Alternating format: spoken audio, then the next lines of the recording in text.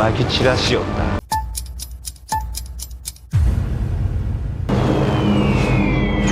(1937년) 일본은 상하이 전투에서 승리하고 연이어 중국의 수도 난징도 함락되어 사람들은 피난길에 나서야 했습니다. 피난 행렬은 일본군을 피해 서쪽 내륙으로 더 이어졌습니다. 중경은 새 수도가 되었고 중경을 함락하기 위한 일본군의 폭격은 연일 이어졌습니다. 일본군의 신식 전투기에 비해 중국 공군의 상황은 열악했습니다. 경비행기 수준의 전투기는 빗발치는 총알을 막아줄 뚜껑도 없습니다.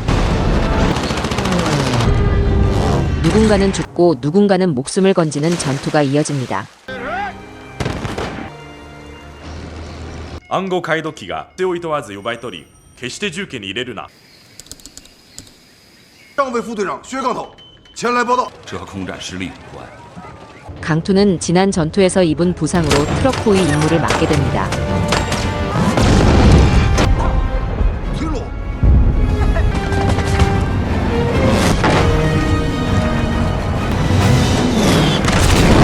중경의 한 식당. 朝天门呐，又有好多房子倒。看你手指头100多了，这算啥呀？你是半公半母，半老子本的飞机在天上转圈圈。大江大赛是主线上传。辆车是去重庆吗？大学教书的。不过这2只猪可大有用处。你负责好你的事情。 돼지를 연구하는 교수가 트럭에 일행이 되고 의심스런 사내가 트럭에 승차합니다.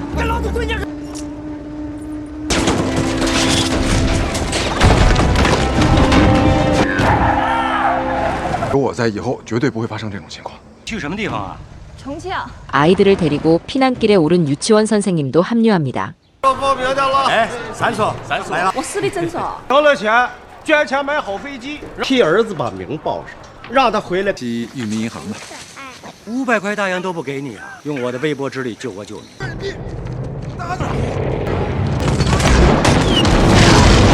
쉬는 도중에 사망하는데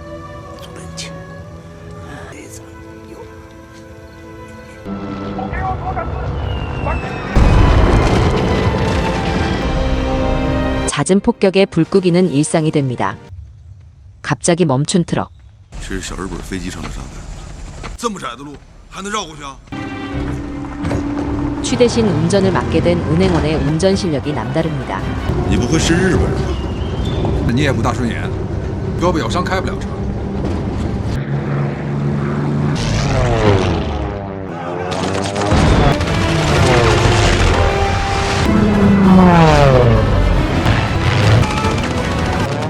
일본군의 폭격에 반격하기 위해 출격했지만 부상을 당한 채 탈출합니다.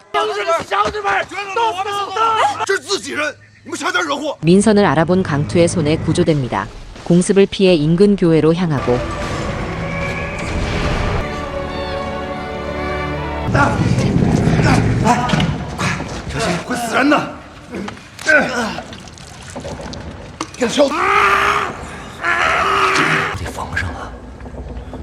我妈是裁缝，我刚刚帮她缝了一下，你看行不行？哦，老关生了，你现在不能走。天成才应该是我们死去的。学医现在是记者，我要让更多人知道，要不过江之后先去趟医院吧。只是不想人生有遗憾。 응급처치를 받은 민선은 부대에 복귀합니다.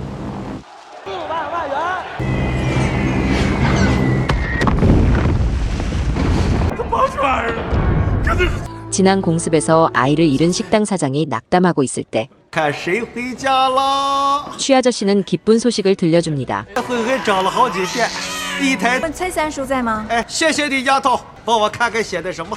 又瓦斯了。 그러나 아들의 사망 소식을 듣게 되는데 我操你8辈祖宗！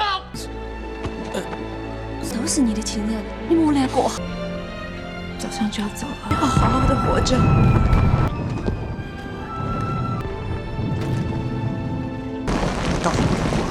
那么多人参加麻将大赛，害怕？所有人在一起，这样点子就大了。 강만 건너면 중경입니다. 나무로 임시 다리를 만들고 조심스럽게 트럭은 출발합니다. 또다시 시작된 공습에 인근 대피소로 피합니다.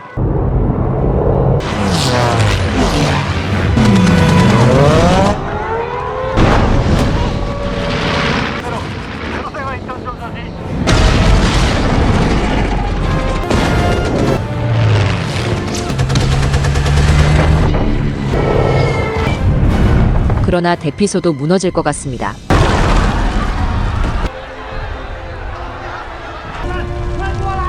대피소가 무너지면서 입구가 막히고 산소가 없어집니다. 돼지와 아이들은 다행히 탈출합니다.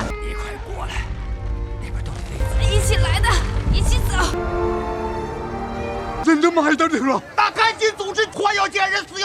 식당 주인은 망연자실하지만 취아저씨의 도움으로 정신을 차리고 아수라장에서 아내를 찾습니다. 은행원은 강투가 일본에 삐라를 뿌린 공군 대위임을 알고 있으며 트럭에 실려있는 영국 해독기와 함께 사살하라는 명을 받고 작전에 투입된 일본군입니다. 강투가 임무를 무사히 마쳤으면 좋겠네요. 영화는 두 가지 이야기가 축이됩니다. 식당에서 벌어지는 마작 대회를 통해 일반인의 이야기가 펼쳐집니다. 대피소에서조차 마작을 하죠. 두렵기 때문에 서로에게 의지하고 싶어서 모이는 것이라는 식당 주인의 말에 공감이 갑니다. 폭격을 당하면서도 서로 의지하며 다시 모이지요. 또 한편에서는 전쟁을 막고자 하는 군인들의 이야기가 펼쳐집니다. 강투의 트럭은 희망의 상징들을 싣고 달립니다. 식용으로 적합한 고기가 될 돼지종을 보호하는 교수, 아이들을 보호하는 선생님, 그리고 전쟁의 정보를 입수하기 위한 암호해독기까지. 영화 대폭격은 8년 중일 전쟁의 초반을 기록하고 있습니다. 솔직히 고백하자면 저는 이 영화를 보기 전까지 난징 대학살 즉 남경 대학살은 들어봤어도 충칭 대폭격이라는 역사적 사건을 전혀 몰랐습니다. 1937년 12월 난징이 함락되자 중화민국 정부는 충칭을 임시 수도로 정했습니다. 그 후 중국의 임시 수도가 된 충칭 즉 중경이 5년 넘게 폭격을 받았다는 사실은 처음 알았죠. 218차례의 공습에 최대 9,510세대의 비행기가 동원되었고 21,593발의 폭탄이 투하되었습니다. 11,889명이 사망했고 1만여 가옥과 시가지 대다수가 파괴되었습니다. 일본은 중국을 굴복시키기 위해 새 수도를 무자비하게 공격했지만 충칭은 끝내 함락되지 않았습니다. 중국은 영국, 프랑스, 소련의 지원을 받으며 끈질기게 저항했고 거대한 토지와 인구, 그리고 계속되는 항일 투쟁으로 일본을 소모전에 빠뜨렸습니다. 당시 중국 공군은 일본의 제로센 전투기에 비하면 턱없이 열악했습니다. 경비행기 수준의 전투기였죠. 그럼에도 20대 초반의 젊은 조종사들이 낡은 기체로 하늘을 지켰습니다. 영화 속 강투와 민선처럼요. 중국은 8년간 끈질기게 저항했고 결국 1945년 8월 일본이 항복하면서 전쟁은 끝났습니다. 충칭의 하늘은 지켜졌습니다. 하지만 그 대가는 너무나 컸습니다. 샤오펑 감독은 이 영화를 위해 8년을 매진했습니다. 투자자의 불법 투자 유치 문제로 자금난을 겪었고 이후 감독이 자체적으로 자금을 조달해 영화를 완성했습니다. 총 제작비는 약 1,140억 원에 달했습니다. 그런데 더 안타까운 사실이 있습니다. 판빙빙의 탈세 문제가 불거지면서 중국 개봉이 무산되었고 한국에는 2019년 VOD로만 공개되었습니다. 8년의 열정과 1,140억 원이 투입된 영화가 극장 스크린을 밟지 못한 겁니다. 샤오펑 감독은 당시 웨이보에 이렇게 썼습니다. 내려놓은 것이지 포기하는 게 아니다. 인과응보는 결국 제자리를 찾을 것이다. 그의 심정이 얼마나 참담했을지 상상이 갑니다. 송승헌은 브루스 윌리스와 함께 일본군에 맞서 싸우는 전투 비행단 파일럿으로 출연했습니다. 송승헌이 전투기 조종사로 나온다는 것만으로도 신선했는데 브루스 윌리스가 미 의용군 공군 대장 역을, 에드리언 브로디도 특별 출연했습니다. 중국 배우 유엽은 트럭 호위 임무를 맡은 부상당한 조종사 강투 역을 소화했습니다. 한국, 미국, 중국의 배우들이 한데 모여 잊혀진 역사를 스크린에 담아낸 겁니다. 만약 여러분이 펄하버, 미드웨이 같은 2차 세계대전 공중전 영화를 좋아하신다면 이 영화도 흥미롭게 보실 겁니다. 난징이나 금능 13차처럼 중일 전쟁 시기를 다룬 중국 영화에 관심 있으시다면 더욱 추천합니다.